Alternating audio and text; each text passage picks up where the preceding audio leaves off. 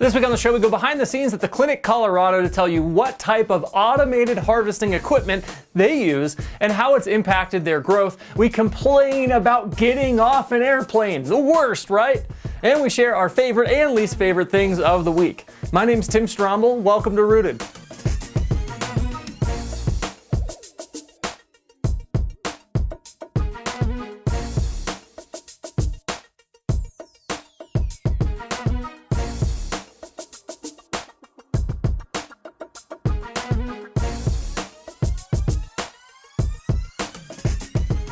Welcome to the show, everyone. Thanks for tuning in wherever you are, and don't forget to check out our social accounts at Stay Rooted across the board. And of course, if you have feedback for the show, just go ahead and forget about it. Because let's be honest, you're too lazy to send it to anyone who's actually going to read it, so it's pretty pointless. Forget about it. Move on. So recently I had a chance to visit with my friends over at the Clinic Colorado, a multiple award-winning cultivation and dispensary right here in my backyard in Colorado. You have to check them out if you're out here, by the way. They do great work. And I got to go behind the scenes and check out their harvesting area, which was pretty cool. I saw they used a lot of different machines in their harvesting process. And as I was walking through the harvest area, I noticed most of the machines were produced by our friends over at Green Bros, the fine folks who are also our interview sponsor for the Rooted podcast, as well as our interviews here on RootdTV. So I figured I would take a camera along and ask them some questions about their equipment, how it's impacted their process, and how they'll be celebrating their 10-year anniversary here in 2019. Crazy, 10 years is a long time in this industry. Take a look. All right, we're here with Matthew Stafford. He is the Director of National Operations for the Clinic, one of the most popular brands in America when it comes to cannabis. Matthew, our sponsor on our show and our interview sponsor is Green Bros. You guys use a ton of Green Bros equipment in your harvesting, and you've grown really with them in terms of bringing their equipment in as the years have gone on. Can you talk about that relationship and some of the equipment that they've brought in?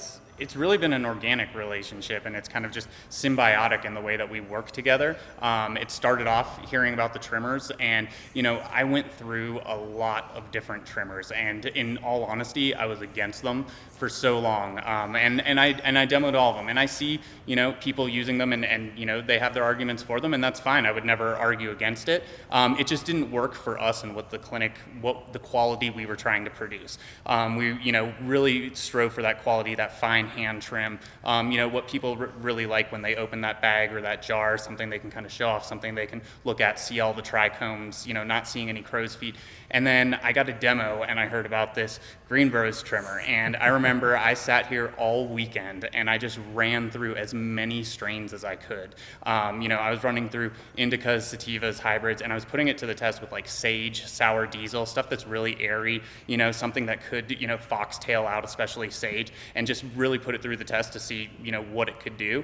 And after that weekend, it was something that I brought in the COO of our company, Ryan Cook, and I said, you need to see what this actually did, and we need to see what we can do to try and get this in here and how we can incorporate it into the clinic's quality and also just speed up our workflow. Because as this industry is growing, it's something that everyone needs to do. You need to be able to speed up these processes, and automation is key. You look at any other industry and automation is everywhere. I think a lot of people think that means that people are going away, but with automation you still need operators, but it allows your people to get out of these kind of like mindless activities, like sitting there for hours and hours hand trimming, when, a Green Bros trim machine can get me 85-90% of the way there, and then literally just have some people check just to make sure there aren't any stems coming out or anything like that. Give everything just a once over to maintain that quality. But, as Green Bros started coming out with new products, the Cannabis, the Alchemist, we created kind of a relationship to allow us to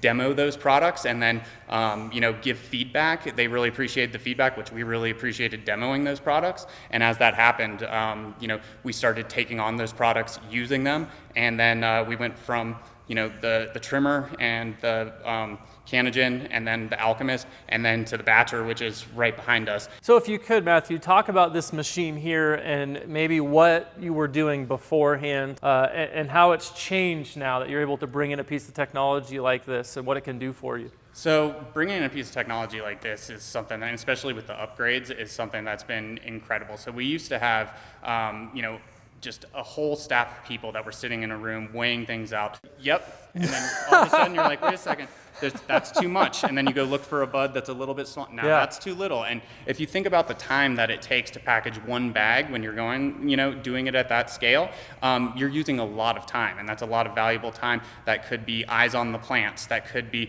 spent rolling joints, pre-rolls, a lot of other things, focusing on the curing, these other aspects. And so bringing this in just really sped it up and also allowed for that accuracy. The fact that you can, kind of scale to a uniform bud that you want in that bag, and also the number of buds. So you're making sure that you have a large bud, maybe 2 medium buds, and a couple of small in order to make this, to make the bags uniform across the board, is something that really it was kind of like a no-brainer now that you think about it. But how do you get the technology to do that? I don't know, but I know it works.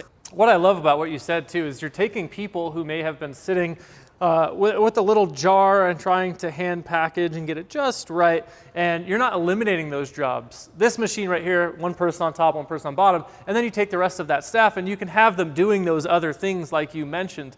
So that in this industry right now, people hear automation and they get scared. They think they're going to lose jobs.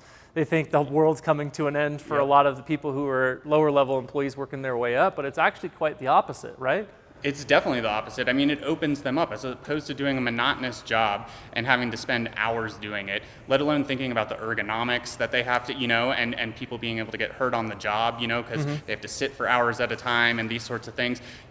You're able to open up those people to do other things. And when you open people up to be able to do other things and look at, other processes other than just trimming or just packaging throughout the day, they come up with ideas that are going to help, the company, the product, and that's something that's really special. You need to allow those people because they're the experts. They're the ones hands-on doing it all day, every day, and being able to give them that a little bit of space and maneuverability within the departments in order to understand it and see it from a perspective that I might not see it or someone else might not see it from, and be able to speak up. It kind of pushes everything to the next envelope, to the limit a little bit, and that's something that I think is a huge plus. Now you guys are celebrating your 10-year anniversary. 10 years. 2009 you were founded. I mean, you must have been one of the first out here, but how crazy is it to look back at this 10 years later to see what it is now? And if I'm not mistaken, you guys are doing consulting like all over the country, right? We are, yeah. So 10 years, I mean, it feels like the blink of an eye, really. I mean, I think about, where we started just in certain retrofitted facilities and, what we've been able to grow into and looking at the plans as to what we're going to grow into. And it's something that's just really, really exciting to see. And with that, as you just said, I appreciate it, is the clinic consulting, which is a branch that we started. We saw a need. There are a lot of other consultants out there, but we saw a need for us to, as operators, go out there and help people. We're not just coming in and telling you how to do it, or trying to audit and assess and help you grow your business. We're doing it in the same way. We have that reputation, and with us being operators, it's allowed us to expand a lot more because there's a lot of trust in the clinic's name, and that's something that we convey to everyone that we work with. Matthew Stafford, Director of National Operations for The Clinic. You check them out on Instagram, The Clinic Colorado, their 10-year anniversary. This year, they're going to have all kinds of events, fun stuff. They do a charity golf tournament, which is really fun. I know you've been are you a good golfer? No, I'm not a good golfer at all. No. So enter the tournament. But it's still really fun. Or you can donate and you can help Matthew, or go watch him make a fool out of himself on the golf course. Did they let you golf, or do they make you run like the beer? I run around doing the podcast now. Yeah, that's what I do. But it's all for a great cause too. So it's for the MS Society and it's for the Rocky Mountain MS Center, which is a really big deal. So we were able to raise over $100,000 last year, and so we're continually looking to push that. We'll have a bit more with our friends over at the clinic in just a little bit towards the end of the show. Let's go ahead and take a quick break. When we come back, we get to our Whine of the Week. Be right back. Welcome back into the show, where it's time for my favorite segment here on RootdTV, and that's Whine of the Week, where we take the mundane and often overlooked aspects of our daily lives and blow them way out of proportion, all in an attempt to incite change into the world. Now, on our last show, we discussed the perils of dropping off someone at the airport or picking them up, so we figured we would keep the momentum going with another airport rant. You know it. This time we have a huge problem with the way that people get off of airplanes. The worst. By the way, can you tell that we've been traveling lately? Anyways, I was getting off a plane out here in Denver, but it really doesn't matter where or when because it's been like this as far back as I can remember, and I know you've experienced it too. Here's what I'm talking about. The plane lands. It pulls up to the gate. The fasten seatbelt sign goes off, and the entire plane goes from chill to freak out in under a second. As soon as the plane hits the gate, even the people in the back of the plane immediately stand up and crowd the center aisle like they're going to try to get into the front of the line for Nickelback tickets. Let's go, we gotta get them before they sell out. I don't know if they listen to Nickelback, it's just the kind of music I imagine these douche nozzles listen to. Anyway, this makes me mad on multiple fronts. First, I always sit in the window seat, so now I'm just face level with everyone's fart maker, just wearing it. And trust me, people have been baking some sour bread the entire flight. It never fails. By the way, that's why I hate sitting anywhere while surrounded by a group of people. I know I can smell fart. I just don't know who it's coming from. Although sometimes I do smell a fart, and I just like to look around me and imagine who it could have been and what they might have eaten before the flight to cause that kind of disaster to my face. I smell broccoli? She must have had some broccoli. Yeah, she's a healthy eater, broccoli. Anyways, so now I'm face level with all these crap cannons, but I can't stand because I'm 6'4", and the overhead bin would make me hunch over and kill my back. So it's a predicament. I gotta sit there and wear it. Then you have the people who sit in the back of the plane and just complain about why is it taking so long for people to get off the plane? You gotta get off faster, I gotta go. The answer is that you should have bought a better seat, right? Checked in earlier, or even sprung the extra 15 bucks for early bird check-in if you're Southwest, sit towards the front of the plane. It's your fault. The plane always takes the same amount of time for people to get off it, a long time. Always happens that way. What's funny is you have no patience the entire time other people are getting off the plane, but when it comes to you, you're like, let me slowly get my bag and put my backpack on, make sure my straps are good. Okay, let's go. Like you think it's your time to shine and you just want to be noticed in your moment of glory, you're a star. Just remember, in that moment, no one likes you. We just want you to get off the plane so we can have our own moment in the sun when we're getting off the plane. The last person that drives me crazy is the guy who doesn't obey the clear order established by the row system. As soon as the plane hits the gate, this guy grabs all his stuff and sprints as far up into the front of the plane as he can, proving that the 3 minutes he'll save by getting off the plane slightly faster than you is more valuable than the time of anyone else on the plane. Everyone knows it's your turn when the row in front of you is empty, then you can grab your stuff and you can go. But this guy has to go rogue. I see you, buddy. We all see you. We don't like it. We look at you while you're doing this and we all agree you're what's wrong with the world. Enjoy that bad juju. I hope they lost your bag and your friend is late picking you up. Okay, that's mean. I shouldn't have said that. This guy probably has no friends. At least I know I wouldn't be friends with a guy like that. Neither should you.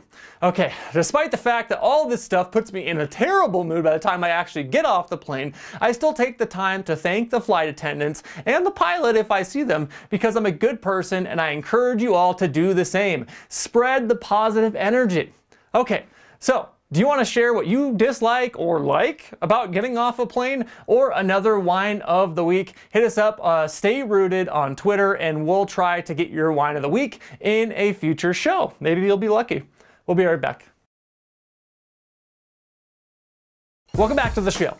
Earlier we talked with Matthew Stafford, the Director of Operations for The Clinic, one of the nation's top cannabis dispensaries. Let's jump back over to their facility and learn a little bit more about the industry-leading equipment they use in their harvesting process.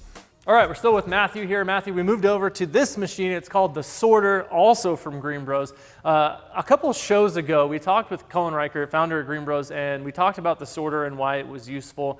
But you hear it from the CEO of the company who makes it, and you think, oh, you know, he might be a homer for the machine. You actually use the machine, and you show people the benefits to using it. So why should people be sorting? What's the advantage? Yeah, we actually have people coming through all the time to see this piece of equipment. I mean, you saw the batcher, us standing in front of it. That used to kind of be the main showcase, and now this is really the piece that everybody wants to see.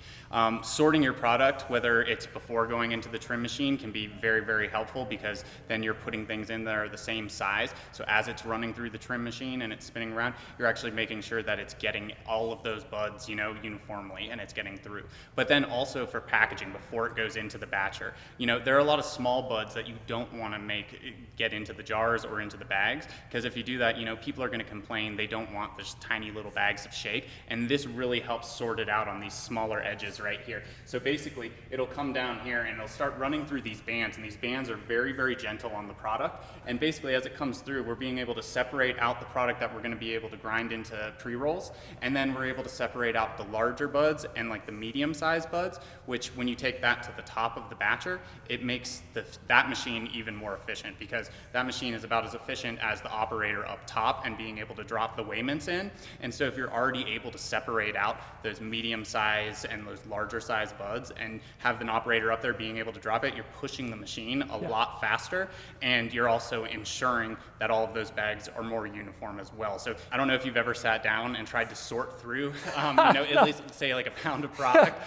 in order to get all the small buds and shake and things like that out. I mean, it could take an hour, hour and a half, you know, to get through it. And like this, it's literally just a couple of minutes. Well, I know that Sarah, who's your DTCP operator, who handles a lot of the post-harvest here at the clinic, is working with the Model M trimmer. So maybe we go check that out real quick. Yeah, definitely. All right. Let's do it. So, all right, now we're here with Sarah Demboski. She is the DTCP operator here at the clinic. That's dry, trim, cure, and package. Sarah, I know you guys had the Green Bros 420. It was the initial model that Matthew talked about that had to really work its way in here.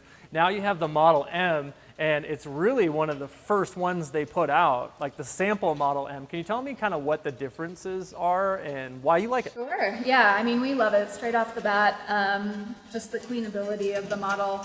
It's all stainless from top to bottom.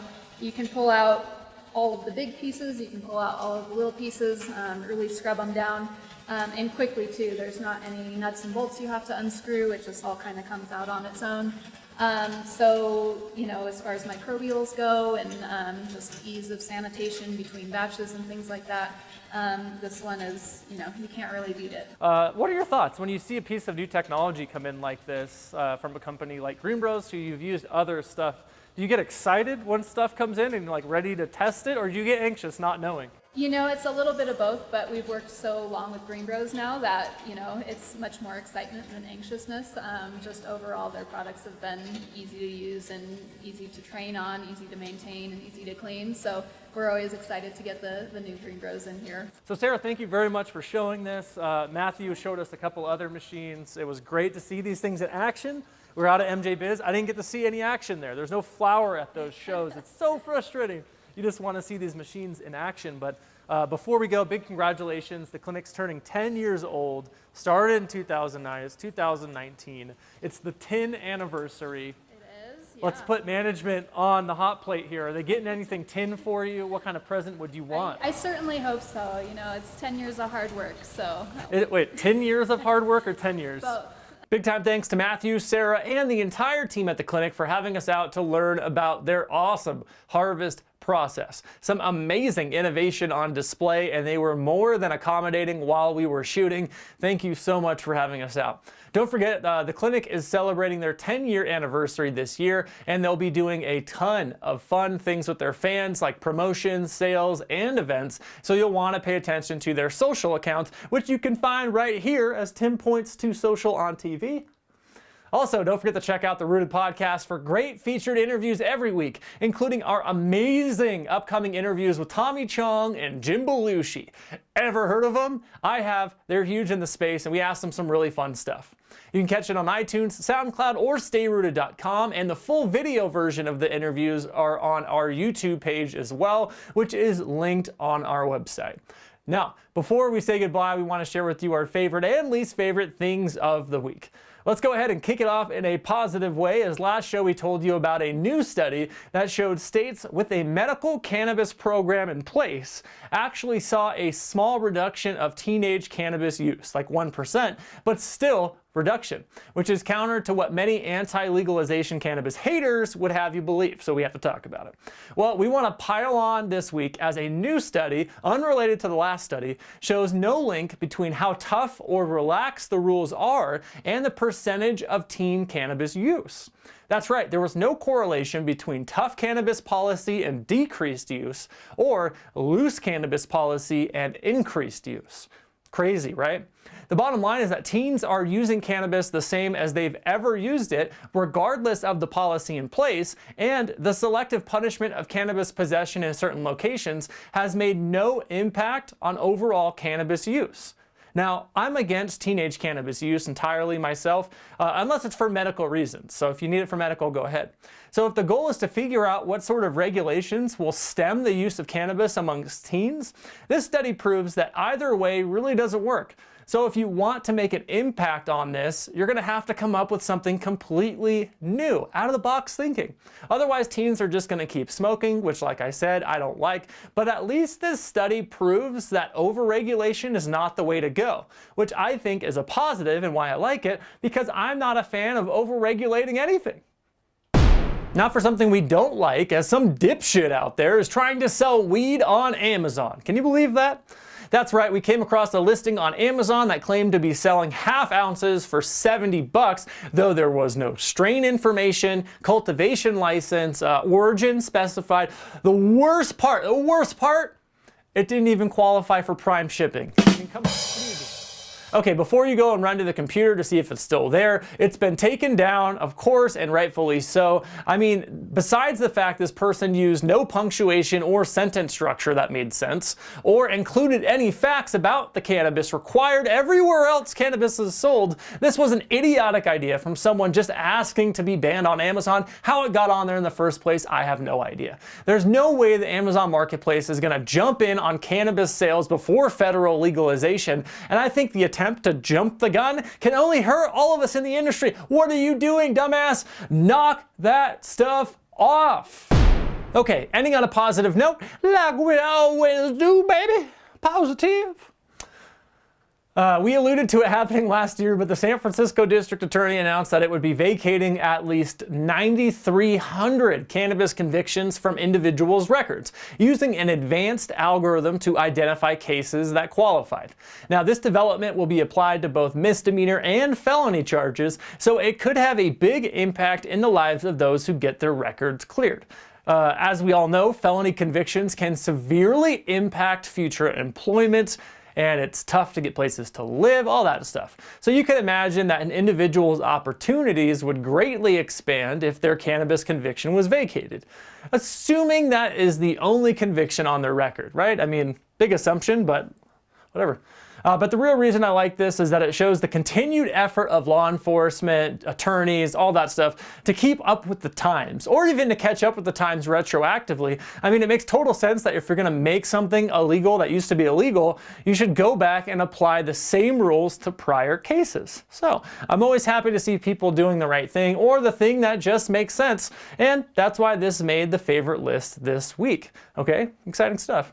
So those are our favorite and least favorite things of the week. Which one do you like or dislike the most? Or do you want to share with us your favorite thing of the week? You got something that's cool? Share it with us at Stay Rooted and let us know your thoughts. That's gonna do it for us on the show this week. Big thanks to our friends over at Cannabis Club TV, High Times TV, Harvest TV, or anyone else that airs our show. Big thanks to you for watching our show. My name's Tim Stromble, and I'll remind you one more time, work hard, be humble, and as always, stay rooted.